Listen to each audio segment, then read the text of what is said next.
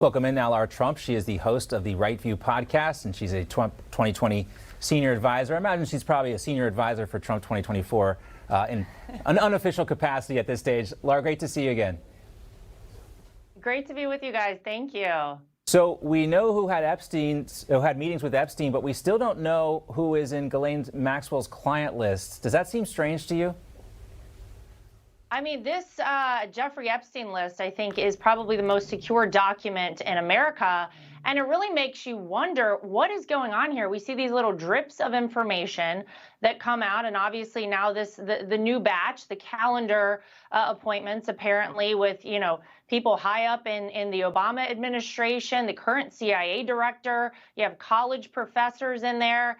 And it makes people wonder why, John, to your point, why don't we have full transparency with this list? And unfortunately, I think it just kind of goes back to stoking fears that people have that we cannot trust our agencies and our institutions here in America. I mean, the public distrust at this point of so many of our fundamental institutions is very high.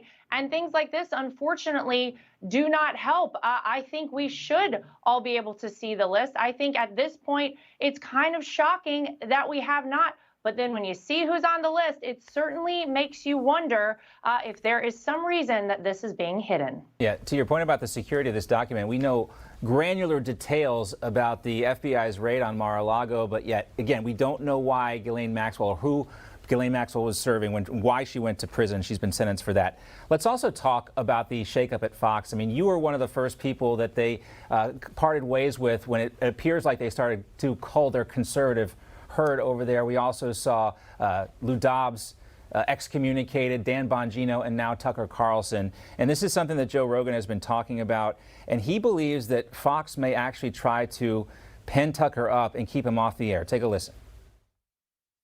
I would make sure that we have him locked up for the entire term of some contract, some no compete, and pay him off. You'd be better off just giving him the same amount of money he made when he was on the air. Well, and I wonder him opposing you, and maybe Rumble makes a deal with him or something like that. Do you have any idea how big that would be? How big his show? It could make that app. It could make that platform. I mean, if Tucker Carlson goes over there, it would be worth it for them to invest a considerable amount of money. But if I was Fox News, that's the last thing I would want. And I think that it probably is the last thing they want, to have Tucker still be out there and have a voice, considering it appears like they underestimated their audience and how offended they would be by this decision.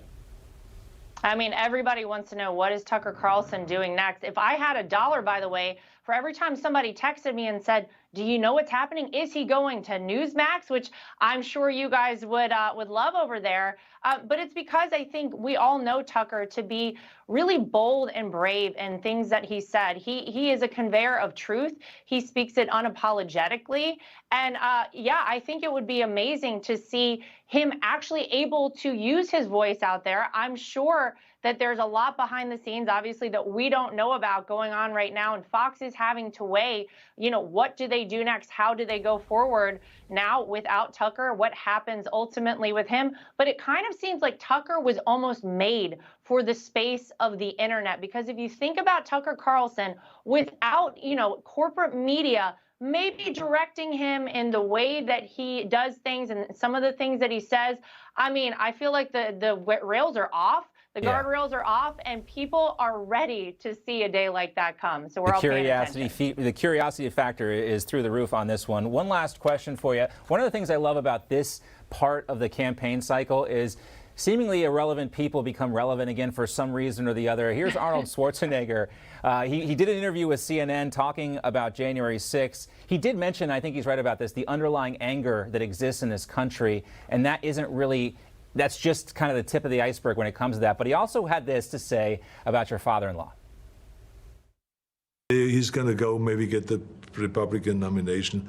Then when it comes down to the actual election, there's too many people now that have seen what he did as president, that I think when it comes to the majority on election day, I think they will see the difference between one or the other. And believe me, I'm not the first one to say, hey, this is really great to have Biden back as president. He may not be the first one, but there's probably like 5 other people out there only saying, I mean, who's really saying, oh, thank goodness we're going to get another 4 years of Joe Biden? I mean, but that's what makes none of this serious with Arnold Schwarzenegger, of course, because who actually is excited that Joe Biden is president? Even the Democrats don't agree with that. When you look at polling, John, most of them don't like Joe Biden there, and they don't want him back for a second term. Yet, of course, he's officially declared.